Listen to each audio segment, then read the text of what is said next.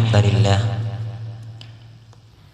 نحمده ونستعينه ونؤمن به ونتوكل عليه ونعوذ بالله من شرور أنفسنا ومن سيئات أعمالنا من يهده الله فلا مضل له ومن يضلل فلا هادي له وأشهد أن لا إله إلا الله وحده لا شريك له وأشهد أن محمدًا عبده ورسوله أرسله بالهدى ودين الحق ليظهره على الدين كله ولو كره المشركون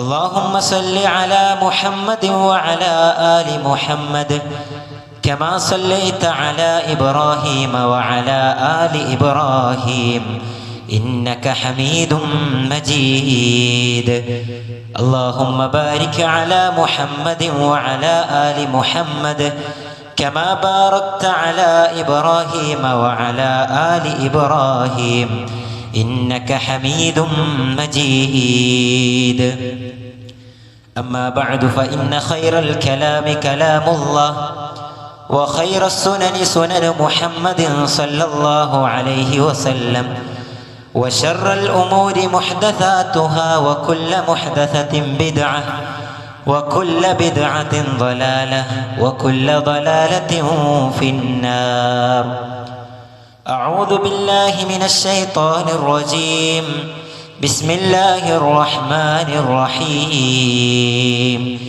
يا أيها الناس اتقوا ربكم الذي خلقكم من نفس واحدة وخلق منها زوجها وبث منهما رجالا كثيرا ونساء واتقوا الله الذي تساءلون به والأرحام إن الله كان عليكم رقيبا اللهم رب اشرح لي صدري ويسر لي أمري واحلل عقدة من لساني يفقه قولي عباد الله أوصيكم وإياي أولا بتقوى الله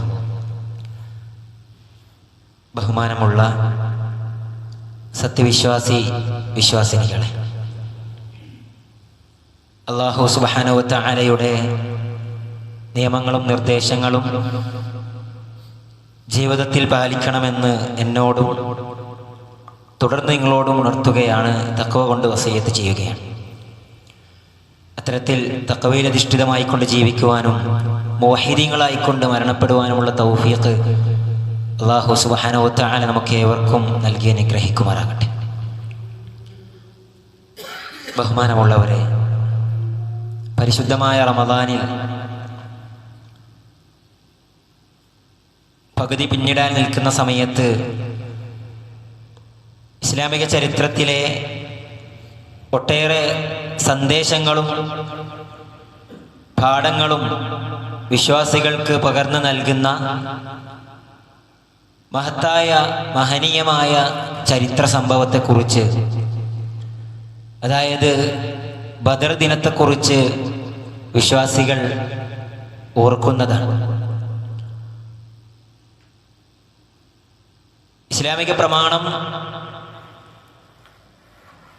ബദറിനെക്കുറിച്ച് വലിയ സംഭവമായിക്കൊണ്ട്, പ്രത്യേകതയുള്ള കാര്യമായിക്കൊണ്ട് ഓർമ്മപ്പെടുത്തുന്നതായിക്കൊണ്ട് നമുക്ക് കാണാൻ സാധിക്കും.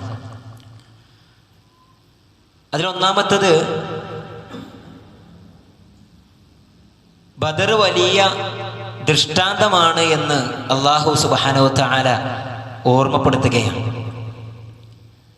സൂറത്തു ആലു ഇംറാനിൽ അല്ലാഹു പറയുകയാണ്, ഖദ് കാന ലക്കും ആയത്തുൻ ഫീ ഫഅതൈനി ഇൽതഖതാ. പരസ്പരം ഏറ്റുമുട്ടിയ രണ്ട് സംഘങ്ങളിൽ നിങ്ങൾക്ക് വലിയ ദൃഷ്ടാന്തമുണ്ട്, ആയത്തുണ്ട്. അതിലൊരു സംഘം ഫിഅത്തുൻ തുഖാതിലു ഫീ സബീലില്ലാഹ്, ഒരു സംഘം അല്ലാഹുവിന്റെ മാർഗത്തിൽ പ്രവർത്തിക്കുന്ന, യുദ്ധം ചെയ്യുന്ന ആളുകളാണ്.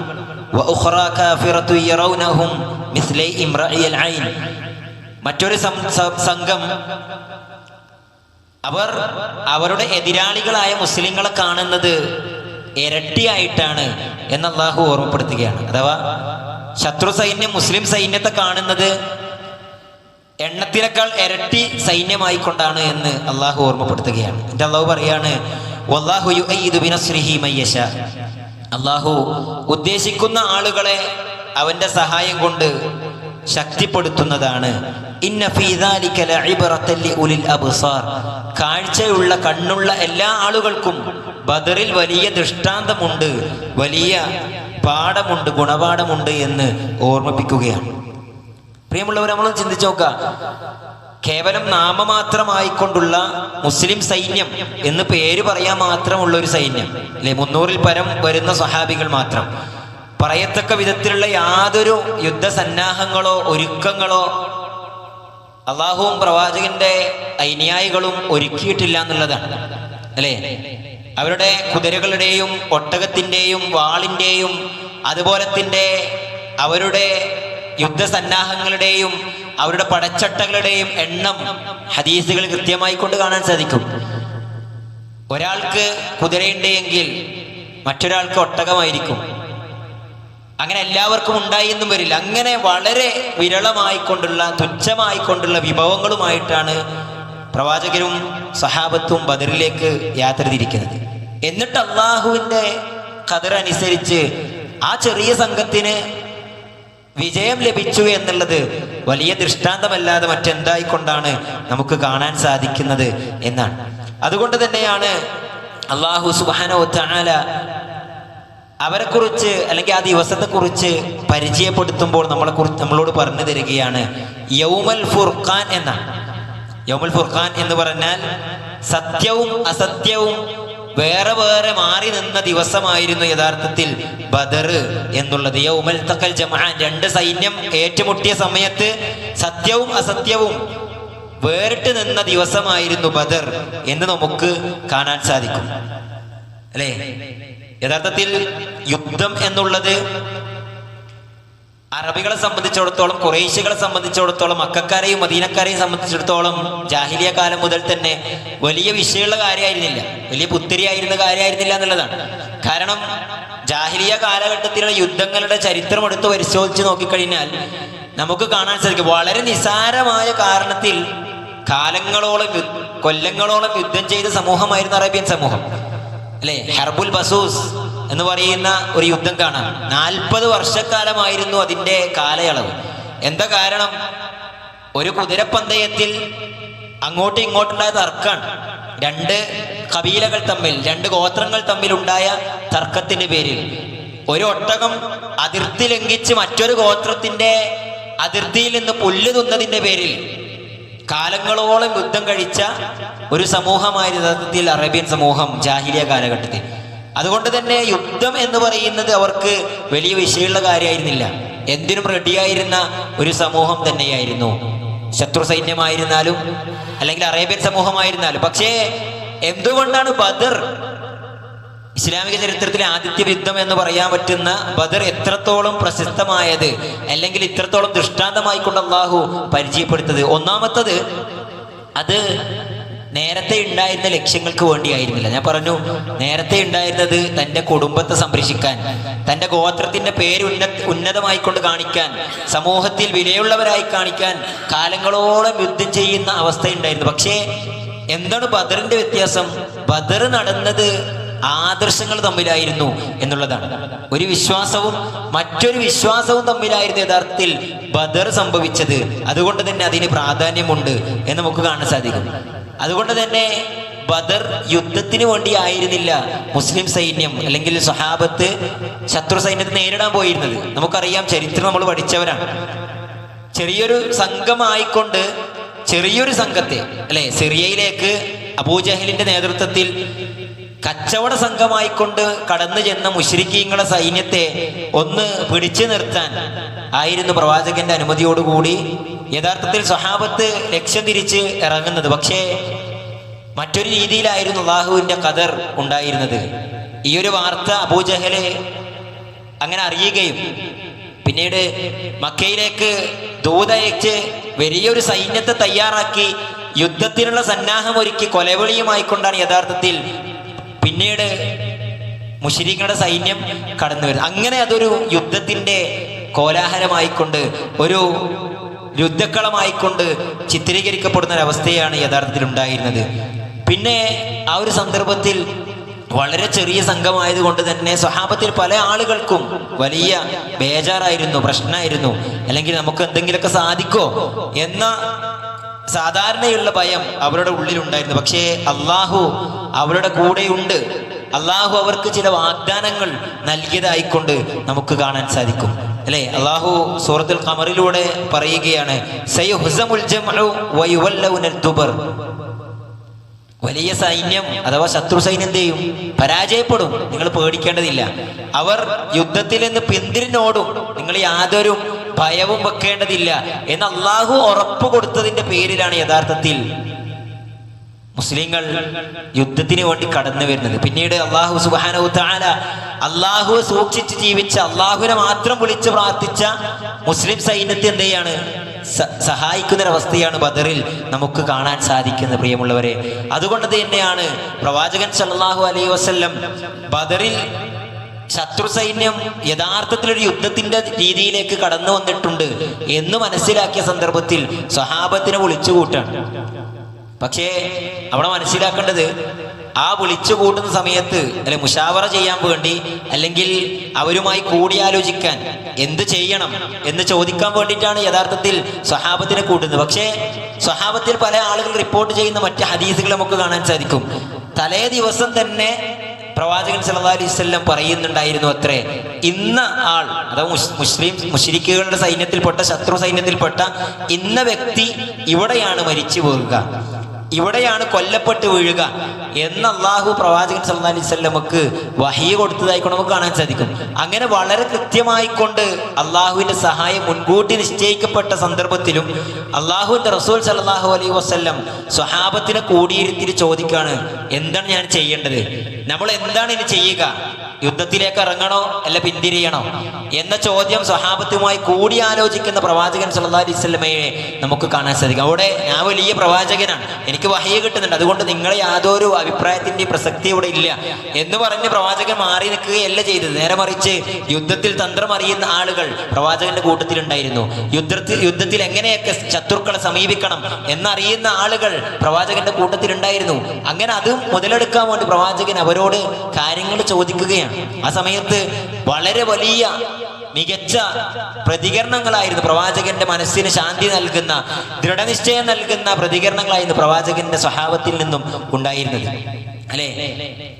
സ്വഹാബത്തിന്റെ കൂട്ടത്തിൽ നിന്ന് ഒരാൾ പറയാണ്, പ്രവാചകരെ, മൂസാ നബി അലൈഹിസ്സലാത്തു വസ്സലാം അദ്ദേഹത്തിന്റെ സമൂഹത്തോട് യുദ്ധത്തിന് വേണ്ടി ഇറങ്ങാൻ പറഞ്ഞ സമയത്ത് ആ സമൂഹം ഒരു വർത്താനം തിരിച്ചു പറഞ്ഞതായിക്കൊണ്ട് ഖുർആനിൽ പറഞ്ഞിട്ടുണ്ടല്ലോ, അല്ലെ?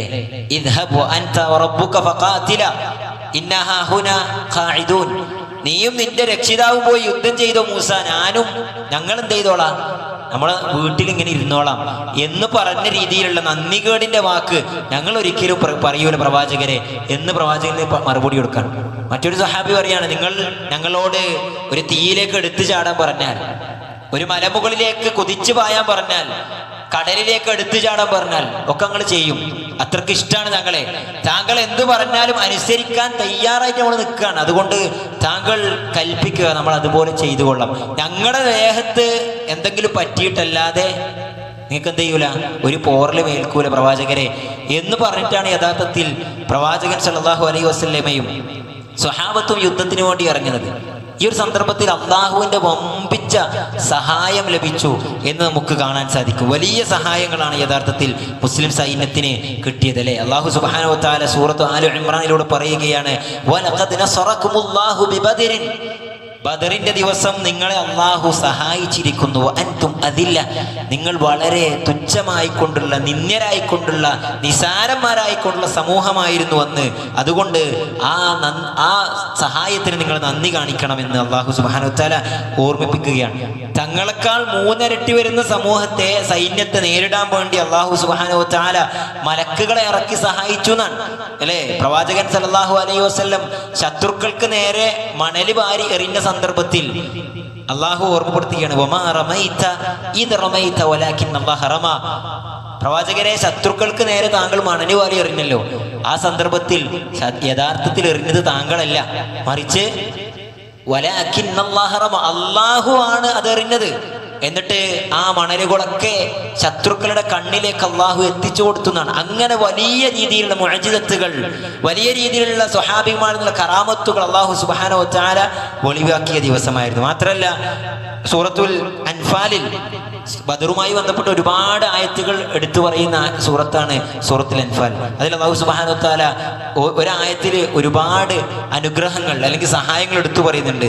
അതിൽപ്പെട്ടതാണ് ഇദ് യുഗ്ശീകുമുല്ലാഹു നുആസ അമനതൻ മിൻഹു വയുനസ്സിലു അലൈക്കും മിനസ് സമാഇ മാഅ ലിയുതഹിറകും ബിഹി വയുദ്ഹിബ അൻകും റിജ്സ ശയാത്തീൻ വലിയുർബിത അലാ ഖുലൂബിക്കും വയുഥബ്ബിത ബിഹിൽ അഖ്ദാം. അല്ലാഹു സുബ്ഹാനഹു വ തആല പറയാണ്, നിങ്ങൾ ബദറിന്റെ തലേ ദിവസം നിങ്ങൾക്ക് അല്ലാഹു സുബ്ഹാനഹു വ തആല ഒരു ആശ്വാസമായി കൊണ്ടൊരു മയക്കം നൽകി, ഉറക്കം നൽകി. അത് നിങ്ങൾക്ക് ആശ്വാസമായിരുന്നു. അതുപോലെ തന്നെ ആകാശത്ത് നിന്നും നിങ്ങൾക്ക് ചെറിയ രീതിയിലുള്ള മഴ വർഷിപ്പിച്ചു തന്നു. എന്തിനു വേണ്ടിയിട്ടാണ്? ലിയുതഹിറക്കും, അതിന് ഒന്ന് നിങ്ങളെ ശുദ്ധീകരിക്കാൻ വേണ്ടി. വയുദ്ഹിബ അൻകും റിജ്സ ശയാത്തീൻ, ശൈത്വാൻ നൽകുന്ന ദുർബോധനത്തിൽ നിന്നും നിങ്ങളെ ശുദ്ധീകരിക്കാൻ വേണ്ടി, അത് നിങ്ങളിൽ നിന്ന് അകറ്റാൻ വേണ്ടിയായിരുന്നു ആ മഴ. വലിയുർബിത അലാ ഖുലൂബിക്കും, നിങ്ങളുടെ ഹൃദയത്തിന് ദൃഢനിശ്ചയവും ഉറപ്പും കെട്ടുറപ്പും നൽകാനായിരുന്നു അള്ളാഹു ആ മഴ വർഷിപ്പിച്ചു തന്നത്. വയുഥബ്ബിത ബിഹിൽ അഖ്ദാം, നിങ്ങളുടെ കാലുകൾക്ക് സ്ഥൈര്യം നൽകാനായിരുന്നു അള്ളാഹു ആ മഴ വർഷിപ്പിച്ചു തന്നത്. അങ്ങനെ വ്യത്യസ്ത രീതിയിൽ അള്ളാഹുവിന്റെ സഹായം യഥാർത്ഥത്തിൽ ബദറിൽ വർഷിപ്പിച്ചു എന്ന് നമുക്ക് കാണാൻ സാധിക്കും. മാത്രമല്ല ശത്രു സൈന്യം ഇരട്ടിക്കരട്ടിയായി ഉണ്ടായിട്ടും അവർക്ക് മുസ്ലിം സൈന്യത്തോട് ഭയങ്കര പേടി. എങ്ങനെയാണ് ഈ സമൂഹത്തെ ഞങ്ങൾ നേരിടുക എന്ന രീതിയിൽ അള്ളാഹു ഉൾഭയം ഇട്ടുകൊടുത്തു എന്നാണ്. അള്ളാഹു ശത്രു സൈന്യത്തിന്റെ മനസ്സിൽ ഉൾഭയം നിറച്ചു കൊടുത്തു എന്ന് നമുക്ക് കാണാൻ സാധിക്കും. അതുപോലെ തന്നെ ഇത്രയും സഹായങ്ങൾ എങ്ങനെയാണ് കിട്ടിയത് എന്ന ചോദ്യത്തിന് ഒറ്റ ഉത്തരം മാത്രമേ അള്ളാഹുവിന്റെ റസൂൽ സല്ലല്ലാഹു അലൈഹി വസല്ലം അള്ളാഹുവിലേക്ക് താണ് കേണ് അപേക്ഷിച്ച് പ്രാർത്ഥിച്ചതിന്റെ ഫലമായിട്ടാണ് എന്ന് നമുക്ക് ചരിത്രത്തിൽ കാണാൻ സാധിക്കും. പ്രവാചകൻ സല്ലല്ലാഹു അലൈഹി വസല്ലമയുടെ മഹാനായ സ്വഹാബി ഉമർ ഇബ്നുൽ ഖത്താബ് റളിയല്ലാഹു അൻഹു, അദ്ദേഹം ഉദ്ധരിക്കുന്ന സുദീർഘമായ ഹദീസിൽ ചരിത്രത്തിൽ നമുക്ക് കാണാൻ സാധിക്കും. പ്രവാചകൻ സല്ലല്ലാഹു അലൈഹി വസല്ലം ബദറിന്റെ തലേ ദിവസം രാത്രി ഉറങ്ങിയിട്ടുണ്ടായിരുന്നില്ല. പൂർണ്ണമായി അള്ളാഹുവിന്റെ മുമ്പിൽ സുജൂദിൽ വീണ് കേണ് താണ് അപേക്ഷിച്ച് പ്രാർത്ഥിക്കുന്നവനായിക്കൊണ്ട് നമുക്ക് കാണാൻ സാധിച്ചു എന്നാണ്. അതാണ് റസൂൽ സല്ലല്ലാഹു അലൈഹി വസല്ലം പ്രാർത്ഥന രീതി അദ്ദേഹം കൃത്യമായി കൊണ്ട് എടുത്തു പറയുന്നുണ്ട്. അദ്ദേഹം ആകാശത്തിലേക്ക് കൈ ഉയർത്തിയെന്നാണ്. എത്രത്തോളം എന്ന് ഉയർത്തി വെച്ചാൽ അദ്ദേഹം കരഞ്ഞ് പ്രാർത്ഥിച്ച് അള്ളാഹുലേക്ക് കൈ ഉയർത്തി മുകളിലേക്ക് ഉയർത്തി അദ്ദേഹത്തിന്റെ ചുമലിലുള്ള തട്ടം നിലത്ത് വീഴുമാറ് അദ്ദേഹത്തിന്റെ കൈ ഉയർത്തി എന്നാണ് പ്രവാചകൻ സല്ലല്ലാഹു അലൈഹി വസല്ലം. അങ്ങനെ സ്വഹാബത്ത് അദ്ദേഹത്തിന്റെ തട്ടം വീണ്ടും അദ്ദേഹത്തിന്റെ ചുമലിലേക്ക് ഇട്ടുകൊടുക്കുന്നുണ്ട്. എന്നിട്ട് പ്രവാചകൻ സല്ലല്ലാഹു അലൈഹി വസല്ലം അള്ളാഹുവിനോട് പ്രാർത്ഥിക്കുന്ന പ്രാർത്ഥന, അല്ലാഹുമ്മ അൻജിസ് ലീ മാ വഅദ്തനി, അള്ളാഹുവേ നീ എനിക്ക് വാഗ്ദാനം ചെയ്തൊരു വാഗ്ദാനം ഉണ്ടല്ലോ, അത് എനിക്ക് നീ പൂർത്തീകരിച്ചു തരണം. അല്ലാഹുമ്മ ആതി മാ വഅദ്തനി, അല്ലാഹുവേ വാഗ്ദാനം എനിക്ക് നൽകണേ അല്ലാഹുവേ. അല്ലാഹുമ്മ ഇൻ തുഹ്ലിക് ഹാദിഹിൽ ഉസാബ ലൻ തുഅബദ് ഫിൽ അർദി അബദ, അല്ലാഹുവേ ഈ പറയുന്ന ഈ 300-ൽ പരം വരുന്ന സഹാബത്തുമായിട്ടുള്ള ഈ കൊച്ചു സംഘം ഉണ്ടല്ലോ, ആ സംഘമെങ്ങാനും ഈ യുദ്ധത്തിൽ നശിപ്പിക്കപ്പെട്ടാൽ ഭൂമിയിൽ ഇനി നിന്നെ ആരാധിക്കുന്ന ഒരു സമൂഹം ഉണ്ടാവൂല പടച്ചോനെ. അതുകൊണ്ട് നീ വാഗ്ദാനം ചെയ്ത വിജയം നമുക്ക് നൽകണേ പടച്ചോനെ എന്ന് പറഞ്ഞ അള്ളാഹുവിന്റെ റസൂൽ സല്ലല്ലാഹു അലൈഹി വസല്ലം സുജൂദിൽ കടന്നും കൈ ഉയർത്തിയുമായിക്കൊണ്ട് ദീർഘനേരം പ്രവാചകൻ സല്ലല്ലാഹു അലൈഹി വസല്ലം പ്രാർത്ഥനയിലായിക്കൊണ്ട് മുഴുകിയെന്ന് സഹാബത്ത് പറയുന്നതായിക്കൊണ്ട് കാണാൻ സാധിക്കും. ആ സന്ദർഭത്തിലാണ് യഥാർത്ഥത്തിൽ ഈ ആയത്തിറങ്ങുന്നത്. അല്ലാഹു സുബ്ഹാനഹു വ തആല സൂറത്തുൽ അൻഫാലിന്റെ 9-ാമത്തെ വചനം അപ്പോൾ അവതരിപ്പിക്കുകയാണ്. ഇദ് തസ്തഗീസുന റബ്ബക്കും ഫസ്തജാബ ലക്കും, നിങ്ങൾ അള്ളാഹുവിനോട് സഹായം തേടിയ സന്ദർഭത്തിൽ ഞാൻ നിങ്ങൾക്ക് ഉത്തരം നൽകിയിരിക്കുന്നു. എങ്ങനെയാണ്? അന്നീ മുമിദ്ദുക്കും ബി അൽഫിൻ മിനൽ മലായികത്തി മുർദിഫീൻ, തുടരെയായിക്കൊണ്ട് ബദറിന്റെ രണക്കളത്തിൽ അള്ളാഹു തുടരെയായിക്കൊണ്ട് 1000 മലക്കുകളെ ഇറക്കി നിങ്ങളെ ഞാൻ സഹായിച്ചിരിക്കുന്നു എന്ന് അള്ളാഹു ആയത്തിറക്കിയെന്നാണ്. ശത്രു സൈന്യത്തിന്റെ സന്ദർഭത്തിൽ നേരെ തിരിച്ച് അവർക്ക് ശൈത്വാൻ അവരുടെ പ്രവർത്തനങ്ങൾ ഭംഗിയുള്ളതായിക്കൊണ്ട് തോന്നിപ്പിച്ചു എന്ന് നമുക്ക് കാണാൻ സാധിക്കും. അല്ലെ, ഖുർആനിന്റെ ആയത്തുകൾ കാണാൻ സാധിക്കും. അവർക്ക് ശത്രു സൈന്യത്തിന് വേണ്ടി യുദ്ധം ചെയ്യാൻ ശൈത്വാന്മാർ ഇറങ്ങിയെന്നാണ്. മുസ്ലിം സൈന്യത്തിൽ മലക്കുകൾ ഇറങ്ങി. അങ്ങനെ യുദ്ധം ചെയ്തുകൊണ്ടിരിക്കുന്ന സമയത്ത് മലക്കുകളെ കണ്ട സന്ദർഭത്തിൽ ശൈത്വാനുകൾ പിശാചുക്കൾ പറഞ്ഞു അത്രേ, നിങ്ങൾ കാണാത്തത് ഞങ്ങൾ കാണുന്നുണ്ട്, അതുകൊണ്ട് അള്ളാഹു നമുക്ക് പേടിയുണ്ട് എന്ന് പറഞ്ഞിട്ട് ഓടുകയാണ് അല്ലെ. തിരിച്ച് പുറംതിരിഞ്ഞ് ഓടുന്ന ശൈത്വാന്മാർ. അത്തരത്തിൽ വലിയ മുഅ്ജിസത്തുകളും അത്ഭുതങ്ങളായ സംഭവങ്ങളും നിറഞ്ഞ ചരിത്ര സംഭവമാണ് യഥാർത്ഥത്തിൽ ബദർ എന്ന് പറയുന്നത്. അവിടെ ഒരുപാട് പാഠങ്ങളും തൗഹീദിന്റെ പാഠങ്ങളും അല്ലാഹു സുബ്ഹാനഹു വ തആല നമുക്ക് ഒരുക്കി വെച്ചതായിക്കൊണ്ട് കാണാൻ സാധിക്കും. ആ ഭൂമിയിൽ നിലവിലുണ്ടായിരുന്ന അള്ളാഹുവിന്റെ ആരാധിക്കുന്ന കൊച്ചു സംഘത്തെ അള്ളാഹുവിന്റെ റസൂൽ സ്മരിച്ചു എന്നുള്ളതാണ്. ആ പ്രാർത്ഥനയിലൂടെ അള്ളാഹു മുസ്ലിം സൈന്യത്തിന് വിജയം നൽകിയ മഹാസംഭവമാണ് യഥാർത്ഥത്തിൽ ബദർ. ബദറിന്റെ പാഠങ്ങൾ കൃത്യമായി കൊണ്ട് ഉൾക്കൊള്ളാൻ നമ്മളെ കൊണ്ട് സാധിക്കണം. അള്ളാഹു സുബ്ഹാനഹു വ തആല തൗഫീഖ് നൽകി അനുഗ്രഹിക്കുമാറാകട്ടെ.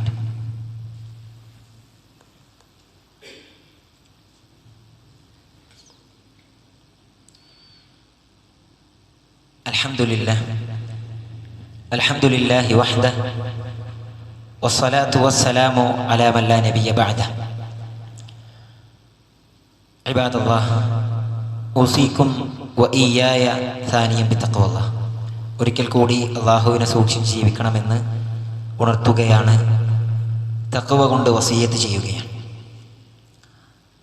ബഹുമാനമുള്ളവരെ, ബദർ എങ്ങനെയായിരുന്നു എന്നും അതിൽ അല്ലാഹു സുബ്ഹാനഹു വ തആലയുടെ സഹായം ഏത് രൂപത്തിലായിരുന്നു എന്നതാണ് നമ്മൾ പറഞ്ഞു വെച്ചത്. എന്നാൽ ബദറുമായി ബന്ധപ്പെട്ട് ബദർ എന്തായിരുന്നു എന്നതിനേക്കാൾ പ്രസക്തമായ മറ്റൊരു ചോദ്യം യഥാർത്ഥത്തിൽ ഇന്നിന്റെ കാലത്ത് ചോദിക്കപ്പെടേണ്ട വളരെ പ്രസക്തമായൊരു ചോദ്യം മറ്റൊന്നാണ്: എന്തിനായിരുന്നു ബദർ എന്നുള്ളതെന്നാണ്. ബദർ 300-ൽ പരം വരുന്ന സഹാബികൾ യുദ്ധം ചെയ്ത അള്ളാഹുവിന്റെ സഹായം ഇറങ്ങിയ വലിയ യുദ്ധമായിരുന്നു. എന്നാൽ എന്തിനായിരുന്നു യുദ്ധമുണ്ടായത് എന്ന ചോദ്യം ചോദിക്കുന്ന സമയത്താണ് യഥാർത്ഥത്തിൽ ഇസ്ലാമിന്റെ മഹത്വം, തൗഹീദിന്റെ വലിപ്പം നമുക്ക് മനസ്സിലാകുന്നതെന്നുള്ളതാണ്. ഒരിക്കലും അള്ളാഹു ഇല്ല എന്നതിന്റെ പേരിലായിരുന്നില്ല മുശ്രിക്കീങ്ങളും മുസ്ലിമീങ്ങളും വേർതിരിഞ്ഞതും ഹിജ്റ ഉണ്ടായതും ബദർ ഉണ്ടായതും ഉഹദ് ഉണ്ടായതും. അല്ല, അള്ളാഹു തന്നെ പറയുന്നുണ്ട്, പ്രവാചകരെ നിങ്ങൾ മക്കത്തെ മുശ്രിക്കുകളോട് ചോദിച്ചു നോക്ക്, ആരാണ് മഴ വർഷിപ്പിച്ചു തരുന്നത്, ആരാണ് കാര്യങ്ങൾ നിയന്ത്രിച്ചു തരുന്നത്, ആരാണ് കപ്പലുകളിൽ നിങ്ങളെ നിയന്ത്രിച്ച് കരയിലും കടലിലും നിങ്ങളെ സഞ്ചരിപ്പിക്കുന്നത്, ഇങ്ങനെ തുടങ്ങിയ ഒരുപാട് കാര്യങ്ങൾ. മഴ വർഷിപ്പിക്കുന്നത് ആരാണ്, അത് മുഖേന നിങ്ങൾക്ക് സസ്യങ്ങൾ മുളപ്പിച്ചു തരുന്നത് ആരാണ്, ഇതൊക്കെ ചോദിച്ചാൽ ഫസയഖൂലൂന അല്ലാഹ്, അവർ പറയും, അഥവാ മക്കയിലെ പ്രവാചകന്റെ എതിരെ നിന്ന മുസ്ലിമീങ്ങൾക്കെതിരെ യുദ്ധം ചെയ്ത മുശ്രിക്കുകൾ പറയൂ അത്ര, എന്ത്, അള്ളാഹു ആണ് ഇതൊക്കെ ചെയ്തു തരുന്നത്. അപ്പൊ പ്രവാചകൻ സല്ലല്ലാഹു അലൈഹി വസല്ലം പ്രാർത്ഥിച്ചത് നേരത്തെ പറഞ്ഞ പ്രാർത്ഥന അല്ലെ. ബദറിന്റെ തൊട്ട് മുമ്പ് തലേ ദിവസം പ്രവാചകൻ സല്ലല്ലാഹു അലൈഹി വസല്ലം പ്രാർത്ഥിച്ച പ്രാർത്ഥന ആരോടായിരുന്നു? അത് അള്ളാഹുവിനോടാണ്. നേരെ തിരിഞ്ഞ് എതിരെ നിന്നിരുന്ന ഓപ്പോസിറ്റ് സൈന്യത്തിലുണ്ടായിരുന്ന നേതാവ് അബൂജഹിൽ പ്രാർത്ഥിച്ചതും ആരോട് തന്നെ? അള്ളാഹുവിനോട് തന്നെ. അപ്പൊ എന്തിനാണ് യുദ്ധം? വെറുതെ യുദ്ധം ചെയ്തതാ? രണ്ടുപേരും പ്രാർത്ഥിക്കുന്നത്, ഞാൻ പറഞ്ഞു, ആദർശത്തിന്റെ പേരിലാണ് യുദ്ധം ചെയ്യുന്നത്. രണ്ടുപേരും പ്രാർത്ഥിക്കുന്നതും അള്ളാഹുവിനോട് തന്നെ. പിന്നെ എന്തിനാണ് യുദ്ധം? നേരത്തെ പറഞ്ഞതുപോലെ യുദ്ധക്കൊതിയന്മാരായത് കൊണ്ടാണോ? അല്ല, നേരെ മറിച്ച് അവിടെയാണ് യഥാർത്ഥത്തിൽ ഇസ്ലാമിന്റെ തൗഹീദിന്റെ കാതലായ വശം നമുക്ക് കാണാൻ സാധിക്കുന്നത്. അവര് പറയുന്നത്, മക്കത്തെ മുശ്രിക്കുകളുടെ വിശ്വാസം എന്തായിരുന്നു? ലാ ഇലാഹ ഇല്ലല്ലാഹ് പറ്റൂല. നേരെ മറിച്ച് അവരാരാധിച്ചിരുന്ന അള്ളാഹുവിനെ ആരാധിക്കുന്നുണ്ട്, പക്ഷേ അതോടൊപ്പം അവർ മഹാന്മാരായി കണ്ടിരുന്ന ലാത്തയെയും ഉസ്സയെയും മനാത്തയെയും ഇബ്രാഹിം നബിയെ ഇസ്മായിൽ നബിനെ ഒക്കെ എന്ത് ചെയ്യും? അള്ളാഹുവിന്റെ കൂടെ ചെറുതായിട്ട് എന്ത് ചെയ്യും? ആരാധിക്കും. അള്ളാഹുവിന് കൊടുക്കുന്ന നേർച്ചകളും വഴിപാടുകളും അവരുടെ സസ്യങ്ങളിൽ നിന്ന് ചില ഭാഗങ്ങൾക്ക് എന്ത് ചെയ്യും? അവർക്കും കാണിക്കയായിക്കൊണ്ട് വെക്കും. അപ്പൊ ഇത് പറ്റൂല എന്ന് പറഞ്ഞപ്പോ പ്രവാചകനും മുശ്രിക്കുകളും തമ്മിൽ പ്രശ്നമായി. ലാ ഇലാഹ ഇല്ലല്ലാഹ്, ലാ ഇലാഹ, ഒരാരാധ്യനുമില്ല, ആരാധിക്കപ്പെടുന്നതായി ഭൂമിയിൽ ഒന്നുമില്ല, ആരൊഴികെ? ഇല്ലല്ലാഹ്, അള്ളാഹു ഒഴികെ. ഇത് പറഞ്ഞപ്പോഴാണ് യഥാർത്ഥത്തിൽ പ്രയാസം ഉണ്ടായിരുന്നത് എന്നാണ്. അല്ലെ, അള്ളാഹു ഒഴികെ ബാക്കി ആരും പ്രാർത്ഥിക്കപ്പെടാൻ പാടില്ല, നേർച്ച അഴിക്കപ്പെടാൻ പാടില്ല, ബലിയർക്കപ്പെടാൻ പാടില്ല, തവക്കുൽ ചെയ്യപ്പെടാൻ പാടില്ല, ഒരു തരത്തിലുള്ള ഇബാദത്തും തിരിക്കപ്പെടാൻ പാടില്ല. എന്നാൽ വെള്ളിയാഴ്ച ദിവസം വളരെ ചിന്തനീയമായൊരു കാര്യം നിങ്ങൾ ഓർപ്പെടുത്തുകയാണ്. ഈ പോയിന്റ് കൃത്യമായി കൊണ്ട് ശ്രദ്ധിക്കണം. അല്ലാഹു സുബ്ഹാനഹു വ തആല മനസ്സിലാക്കാനുള്ള തൗഫീഖ് ചെയ്യുമാറാകട്ടെ. വെള്ളിയാഴ്ചകളിൽ ഒരുപാട് സുന്നത്തുകൾ പഠിപ്പിച്ചിട്ടുണ്ട്. അതിൽപ്പെട്ടതാണ് ഒന്ന് സൂറത്തുൽ കഹ്ഫ് പാരായണം ചെയ്യണം. രണ്ടാമത്തത് വെള്ളിയാഴ്ച ദിവസം ജനാബത്ത് കുളിക്കുന്നത് പോലെ കുളിക്കണം, സുഗന്ധം ഉപയോഗിക്കണം, ഉള്ളതിൽ ഏറ്റവും നല്ല വസ്ത്രം ധരിക്കണം, നേരത്തെ പള്ളിയിലെത്തണം, വലിയ പ്രതിഫലമുണ്ട് അല്ലേ. എന്നാൽ അതുപോലെ തന്നെ അവിടെ സൂറത്തുൽ കഹ്ഫ് പാരായണം ചെയ്യണല്ലേ. അതുപോലെ പ്രവാചകൻ സല്ലല്ലാഹു അലൈഹി വസല്ലം വളരെ ശക്തമായി കൊണ്ട് പഠിപ്പിച്ച ഒരു സുന്നത്ത് എന്താണെന്ന് അറിയോ? അത് പ്രവാചകന്റെ മേലെ സ്വലാത്ത് ചൊല്ലണം എന്നാണ്. നമ്മളൊക്കെ സ്വലാത്ത് ചൊല്ലാറുണ്ടെന്നാണ്. അല്ലാഹുമ്മ സല്ലി അലാ മുഹമ്മദ് അല്ലേ, സല്ലല്ലാഹു അലാ മുഹമ്മദ് സല്ലല്ലാഹു അലൈഹി വസല്ലം, ഇങ്ങനെയൊക്കെ ചെയ്യാറുണ്ട്. സ്വലാത്തിന്റെ പൂർണ്ണ രൂപം എങ്ങനെയാണ്? അല്ലാഹുമ്മ സല്ലി അലാ മുഹമ്മദ് വഅലാ ആലി മുഹമ്മദ് കമാ സല്ലൈത അലാ ഇബ്രാഹീം വഅലാ ആലി ഇബ്രാഹീം ഇന്നക ഹമീദും മജീദ് അല്ലേ. അല്ലാഹുവേ, ഇബ്രാഹിം നബിക്കും അദ്ദേഹത്തിന്റെ കുടുംബത്തിനും സമാധാനവും രക്ഷയും അനുഗ്രഹവും ചൊരിഞ്ഞതുപോലെ നബി മുഹമ്മദ് നബിക്കും അദ്ദേഹത്തിന്റെ കുടുംബത്തിനും അനുഗ്രഹം ചൊരിയണേ. അല്ലാഹുമ്മ ബാരിക് അലാ മുഹമ്മദ് വഅലാ ആലി മുഹമ്മദ് കമാ ബാറക്ത അലാ ഇബ്രാഹീം വഅലാ ആലി ഇബ്രാഹീം ഇന്നക ഹമീദും മജീദ്. അതേപോലെ അല്ലേ, അനുഗ്രഹം ചൊരിയണേ, രക്ഷ നൽകണേ. അപ്പൊ ഞാൻ ചോദിക്കുന്നത്, പ്രവാചകൻ സല്ലല്ലാഹു അലൈഹി വസല്ലമയോടാണ് യഥാർത്ഥത്തിൽ സ്വലാത്തിന്റെ അർത്ഥം ഒരാൾ മനസ്സിലാക്കി കഴിഞ്ഞാൽ ബദർ എന്തിനാണ് എന്ന് നമുക്ക് മനസ്സിലാവും അല്ലെ. സല്ലല്ലാഹു അലൈഹി വസല്ലം അത് ചുരുങ്ങിയ രൂപമാണ്. പ്രവാചകൻ സല്ലല്ലാഹു അലൈഹി വസല്ലം നമ്മളോട് പറയാണ്, എന്ത് ചെയ്യണം? എനിക്ക് വേണ്ടി നിങ്ങൾ സ്വലാത്ത് ചൊല്ലണം, എനിക്ക് വേണ്ടി നിങ്ങൾ പ്രാർത്ഥിക്കണം എന്നാണ് അതിന്റെ അർത്ഥം. മൻ സല്ലല്ലാഹു അലയ്യ സല്ലല്ലാഹു അലൈഹി അശറ, ആരെങ്കിലും എനിക്ക് വേണ്ടി ഒരു സലാത്ത് ചൊല്ലിയാൽ അവന് വേണ്ടി ഞാൻ 10 സലാത്ത്, അള്ളാഹു അവന് വേണ്ടി 10 സലാത്ത് ചൊല്ലും എന്നാണ് അല്ലേ.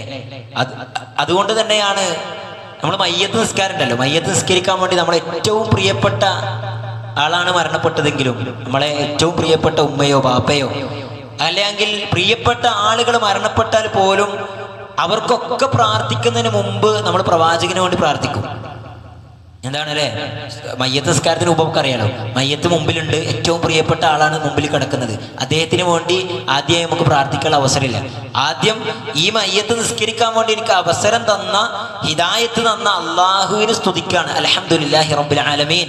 എന്നിട്ട് എന്ത് ചെയ്യാണ്? ഫാത്തിഹ ഓതി പൂർത്തിയാക്കുന്നു. പിന്നീട് ആർക്ക് വേണ്ടിയാണ് പ്രാർത്ഥിക്കുന്നത്? മയ്യത്തിന് വേണ്ടിയല്ല, നേരെ മറിച്ച് അള്ളാഹുവിന്റെ റസൂലിന് വേണ്ടി ഞങ്ങൾ പ്രാർത്ഥിക്കണം. എന്ത്?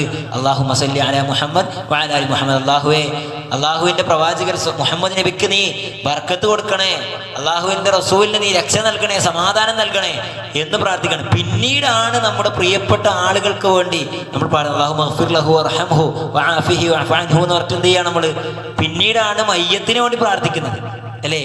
അപ്പോൾ പോലും പ്രവാചകനോടുള്ള സ്നേഹവും അദ്ദേഹത്തിന് വേണ്ടിയുള്ള പ്രാർത്ഥനയുമാണ് പറയുന്നത് അല്ലേ. പിന്നെ ഖുർആനിൽ തന്നെ അല്ലാഹു പറയുന്നു, യാ അയ്യുഹല്ലദീന ആമനു സല്ലു അലൈഹി വസല്ലിമു തസ്ലീമ, അല്ലാഹു മലക്കുകളും പ്രവാചകന് വേണ്ടി സ്വലാത്ത് ചൊല്ലുന്നു, മുഅ്മിനീങ്ങളെ നിങ്ങളും എന്ത് ചെയ്യണം? പ്രവാചകന് വേണ്ടി സ്വലാത്ത് ചൊല്ലണം എന്ന് പഠിപ്പിച്ചു തരാം. അപ്പൊ ഞാൻ ചോദിക്കുന്നത്, പ്രവാചകൻ നമ്മളോട് എന്ത് ചെയ്യാണ്? അദ്ദേഹത്തിന് വേണ്ടി പ്രാർത്ഥിക്കാൻ വേണ്ടി ആവശ്യപ്പെടുകയാണ്. എന്തിന്? പ്രവാചകന് രക്ഷയുണ്ടാകാൻ വേണ്ടി, പ്രവാചകന്റെ ബർക്കത്ത്, അള്ളാഹുവിന്റെ ബർക്കത്തിന് വേണ്ടി, പ്രവാചകന്റെ റഹ്മത്തിന് വേണ്ടി. മുഅ്മിനീങ്ങളായ ആളുകളോട് പ്രവാചകൻ പറയാണെന്ത്? എനിക്ക് വേണ്ടി നിങ്ങൾ പ്രാർത്ഥിക്കണട്ടോന്ന്.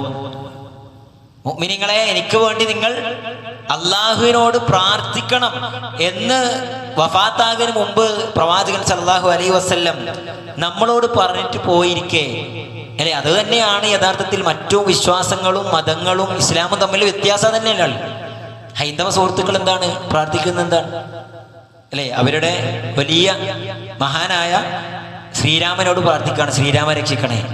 അല്ലെങ്കിൽ ക്രൈസ്തവർ പ്രാർത്ഥിക്കുന്നത് അവരിലെ മഹാനായി കാണുന്ന ഈസാ നബി അലൈഹി സ്വലാമിനോട് അല്ലെങ്കിൽ യേശുവിനോട് പ്രാർത്ഥിക്കണം, നേരെ പ്രാർത്ഥിക്കണം, യേശുവെ രക്ഷിക്കണേ എന്ന് അവരോട് പ്രാർത്ഥിക്കണം.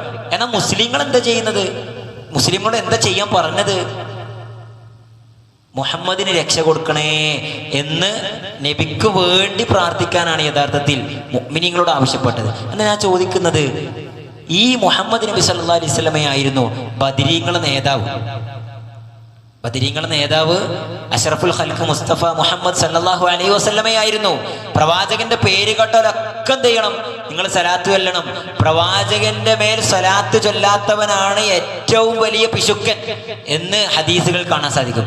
ഇങ്ങനെ ആയിരിക്കുന്ന സന്ദർഭത്തിൽ എങ്ങനെയാണ് പ്രവാചകൻ ബദരീങ്ങളുടെ നേതാവായിരിക്കുന്ന സമയത്ത് ഈ പ്രവാചകൻ തന്നെ പറയാണ് എനിക്ക് വേണ്ടി പ്രാർത്ഥിക്കണം എന്ന്? പിന്നെ എങ്ങനെയാണ് പ്രവാചകനോട് നമ്മൾ അങ്ങോട്ട് പ്രാർത്ഥിക്കുക? പിന്നെ എങ്ങനെയാണ് ആ നേതൃത്വത്തിന്റെ കീഴിൽ അണിനിരന്ന ബദരീങ്ങളോട്, ഉഹദീങ്ങളോട്, ശുഹദാക്കളോട് നമ്മൾ എങ്ങനെയാണ് അങ്ങോട്ട് പ്രാർത്ഥിക്കുക എന്ന് വളരെ ഗൗരവത്തിൽ നമ്മളൊന്ന് ചിന്തിക്കണം. അല്ലാഹു സുബ്ഹാനഹു വ തആല മനസ്സിലാക്കാൻ തൗഫീക്ക് ചെയ്യുമാറാകട്ടെ. ഈ വരുന്ന ദിവസങ്ങളിൽ നമ്മുടെ നാടുകളിൽ നടക്കാൻ പോകുന്ന സംഭവം അതാണ്. ഗൗരവത്തിൽ നമ്മൾ ചിന്തിക്കേണ്ടതാണ്. പ്രിയമുള്ളവരെ, എന്തിനു വേണ്ടിയാണോ ബദർ ഉണ്ടായത് അതിന് നേരെ എതിരായിക്കൊണ്ട് എന്തെയാണ്, അഥവാ സ്വലാത്തിനെതിരാണ് നമ്മൾ ചെയ്യുന്നത്. സ്വലാത്തിന്റെ ആളുകളാണ് എന്ന് പറയുന്നവർ പോലും സ്വലാത്തിന്റെ എതിരാണ് യഥാർത്ഥത്തിൽ ബദറിന്റെ ദിവസങ്ങളിൽ പ്രവർത്തിക്കുന്നത് എന്ന വളരെ ക്ലിയർ ആയിക്കൊണ്ടുള്ള പോയിന്റ് നിങ്ങൾ മനസ്സിലാക്കേണ്ടതാണ്, അല്ലെ? എന്താണ് ബദർ മൗലൂദിലൂടെ ചൊല്ലുന്നത് എന്താണ് എന്നൊന്ന് ചിന്തിച്ചു നോക്കൂ നിങ്ങൾ. യാ മൻ ബിഹി ഹല്ല റദ വമൻ ബിഹി നകിദ ഖുൽ നാദിയ മുസ്തൻജിദ യാ അഹ്ല ബദർ ശുഹദ. നാശം സംഭവിച്ചവരെ, നഷ്ടം സംഭവിച്ചനെ, വിഷമം കൊണ്ട് ദുഃഖം കൊണ്ട് പ്രയാസം അനുഭവിക്കുന്നവനെ നിങ്ങൾ എന്ത് ചെയ്തോ? ബഹർ ശുഹദാക്കളെ വിളിച്ചെന്ത് ചെയ്തോളി? രക്ഷ തേടിക്കോളി, വിളിച്ചു പ്രാർത്ഥിച്ചോളി എന്നാണ് അതിൽ പറയുന്നത്. അതുപോലെ തന്നെ ബദർ തവസ്സുൽ ബൈത്ത്, അതിൽ കാണാം എല്ലാ ബലാഉം മുസീബത്തും ആഫിയത്തും എടങ്ങാറുകളും മുസീബത്തൊക്കെ ബദരീങ്ങളുടെ ബർക്കത്തിനാൽ അല്ലാഹുവേ നീക്കിത്തരണേ, അല്ലെങ്കിൽ തുണ നൽകണേ എന്ന് പ്രാർത്ഥിക്കുന്നൊരവസ്ഥയിലേക്ക് സമൂഹം മാറിയിട്ടുണ്ടെങ്കിൽ പ്രിയമുള്ളവരെ, അതുപോലെ തന്നെ നമുക്ക് കാണാൻ സാധിക്കും നേരത്തെ പറഞ്ഞ രീതിയിൽ അള്ളാഹുവിൻ്റെ പ്രവാചകൻ സല്ലല്ലാഹു അലൈഹി വസല്ലമയെ എതിരായി യുദ്ധം ചെയ്ത മുശ്രിക്കീങ്ങളുടെ ഒരു ആരാധനാ കർമ്മമായിക്കൊണ്ട്, ജാഹിലിയത്തിലെ ആരാധനാ കർമ്മമായിക്കൊണ്ട് എടുത്തു പറഞ്ഞൊരു കാര്യം എന്താണ്? വജഅലു ലില്ലാഹി മിമ്മ ദറഅ മിനൽ ഹർസി വൽ അൻആമി നസീബ. അവരെന്ത് ചെയ്യും? അവർക്ക് ഉള്ള കന്നുകാലികൾ, അവർക്കുള്ള കൃഷി വിഭവങ്ങൾ, അതിൽ നിന്നൊക്കെ എന്ത് ചെയ്യും? അള്ളാഹ്ക്കൊരു ഭാഗം മാറ്റി വെക്കും. അതുപോലെ തന്നെ അവരെന്ത് ചെയ്യും?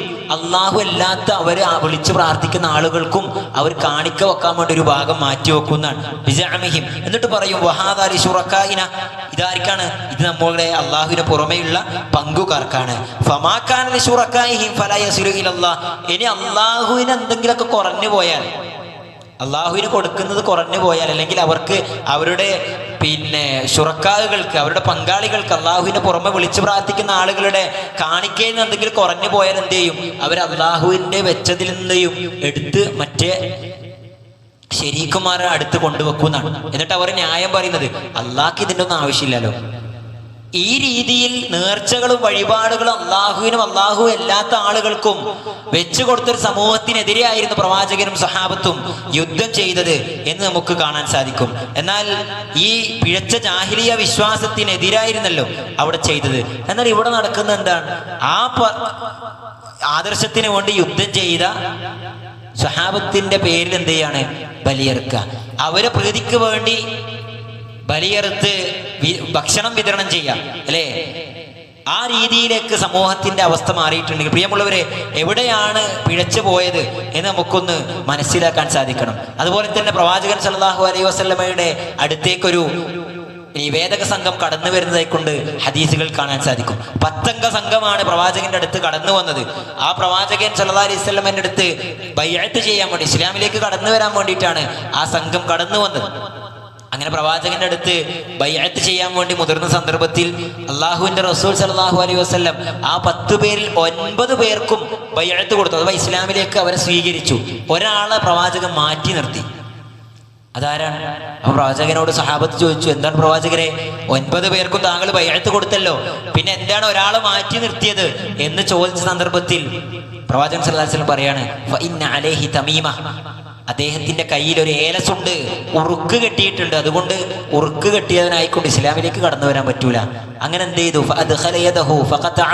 പ്രവാചകൻ സല്ലല്ലാഹു അലൈഹി വസല്ലം അദ്ദേഹത്തിന്റെ വസ്ത്രത്തിനടിയിലൂടെ കൈയിട്ട് ആ ഏലസ് ഉറുക്ക് പൊട്ടിച്ചു കളഞ്ഞു എന്നാണ്. എന്നിട്ട് ബൈഅത്ത് ചെയ്തു. എന്നിട്ട് പ്രവാചകൻ പറഞ്ഞു, ഫമൻ തഅല്ലഖ തമീമതൻ ഫഖദ് അശ്റക. ആരെങ്കിലും ഏലസ് കെട്ടിയാൽ, ഉറുക്ക് കെട്ടിയാൽ അവൻ അതിലേക്ക് ബരമേൽപ്പിച്ചിരിക്കുന്നു, തവക്കുൽ ചെയ്തിരിക്കുന്നു, അവൻ ശിർക്കാണ് ചെയ്തത് എന്ന് പ്രവാചകൻ സല്ലല്ലാഹു അലൈഹി വസല്ലം ഓർമ്മിപ്പിക്കുകയാണ്. എന്നാൽ നേരെ തിരിച്ച് നമ്മുടെ സമൂഹത്തിലേക്ക് ഒന്ന് കടന്നു വരുന്ന സമയത്ത് ബദരീങ്ങളുടെ പേരെഴുതിയ ഏലസ് കെട്ടാം, ബദരീങ്ങളുടെ പേരെഴുതിയ ഉറുക്ക് കെട്ട് എന്തിനു വേണ്ടിയാണ്? രോഗം ശിഫയാകാൻ വേണ്ടി അല്ലെ? ബദരീങ്ങളുടെ പേരെഴുതിയ ചാർട്ടുകളും മറ്റു കാര്യങ്ങളൊക്കെ വീട്ടിന് മുമ്പിൽ തൂക്കുക എന്തിനാണ്? വീട്ടിന് കാവല് വെക്കാൻ വേണ്ടി. അപ്പൊ അള്ളാഹുവിന്റെ റോൾ എന്താണ് പ്രിയമുള്ളവരെ? അള്ളാഹുവിന്റെ റോൾ എന്താണ് അല്ലേ? എനിക്ക് രോഗം വന്നാൽ ശിഫയാക്കുന്ന അള്ളാഹുവാണ്, എന്നെ രക്ഷിക്കുന്നത് അള്ളാഹുവാണ്, ഞാൻ അള്ളാഹുലേക്ക് ആവശ്യക്കാരനാണ്. ഇങ്ങനെ എല്ലാ പ്രവാചകന്മാരും എടുത്തെടുത്ത് പറഞ്ഞ ആവശ്യങ്ങൾ നേരെ അള്ളാഹുവിന്റെ സൃഷ്ടികളായ മനുഷ്യരിലേക്ക് തിരിക്കുന്ന ഒരു സങ്കടകരമായ അവസ്ഥയാണ് യഥാർത്ഥത്തിൽ മഹാസംഭവമായ ബദറിന്റെ പേരിൽ ഇന്ന് നടന്നുകൊണ്ടിരിക്കുന്നത്. അതിൽ നിന്നും വളരെ കൃത്യമായി കൊണ്ട് മനസ്സിലാക്കാനും അതിൻ്റെ പാഠം ഉൾക്കൊള്ളാനും മാറി നിൽക്കാനും നമ്മളെ കൊണ്ട് സാധിക്കണം. അള്ളാഹു സുബ്ഹാനഹു വ തആല കൃത്യമായി കൊണ്ട് കാര്യങ്ങൾ വേർതിരിച്ച് മനസ്സിലാക്കുന്ന ആളുകളുടെ കൂട്ടത്തിൽ നമ്മൾ ഏവരെയും ഉൾപ്പെടുത്തി അനുഗ്രഹിക്കുമാറാകട്ടെ. അള്ളാഹു സുബ്ഹാനഹു വ തആല നമ്മിൽ നിന്നും വന്നുപോയ ചെറുതും വലുതുമായ എല്ലാ പാപങ്ങളും വിട്ടുപുറത്തു മാപ്പാക്കി തരുമാറാകട്ടെ. ഈ റമദാനിൽ ചെയ്യുന്ന എല്ലാ പ്രവർത്തനങ്ങൾക്കും അള്ളാഹു സുബ്ഹാനഹു വ തആല ഇരട്ടിയായി നമുക്ക് പ്രതിഫലം നൽകുമാറാകട്ടെ. നമ്മളിൽ നിന്നും വിട്ടുപിരിഞ്ഞു പോയ മാതാപിതാക്കൾ, ഗുരുനാഥന്മാർ, അയൽവാസികൾ, ബന്ധുമിത്രാദികൾ, സുഹൃത്തുക്കൾ, അതുപോലെ തന്നെ കാരണവന്മാർ, അള്ളാഹുവെ അവരുടെ ഒക്കെ ഖബറിനെ നീ വിശാലമാക്കി കൊടുക്കണേ, സ്വർഗീയ പൂങ്കാവനമാക്കി കൊടുക്കണേ. അള്ളാഹുവെ നാളെ മഹ്ശറയിൽ ഒരു വിഭാഗം നരകത്തിലേക്കും മറ്റൊരു വിഭാഗം സ്വർഗത്തിലേക്ക് നയിക്കപ്പെടുമ്പോൾ സ്വർഗത്തിലേക്ക് തിരികപ്പെടുന്ന മഹാഭാഗ്യവന്മാർ നമ്മളെ ഏവരെയും ഉൾപ്പെടുത്തി അനുഗ്രഹിക്കുമാറാകണേ. اللهم اغفر للمؤمنين والمؤمنات والمسلمين والمسلمات الأحياء منهم والأموات إنك مجيب الدعوات ويا قاضي الحاجات. اللهم ربنا أجرنا من النار، ربنا أجرنا من النار، ربنا أجرنا وأجر والدينا من النار. ربنا تقبل منا إنك أنت السميع العليم وتب علينا إنك أنت التواب الرحيم. آمين آمين برحمتك يا أرحم الراحمين. أقم الصلاة.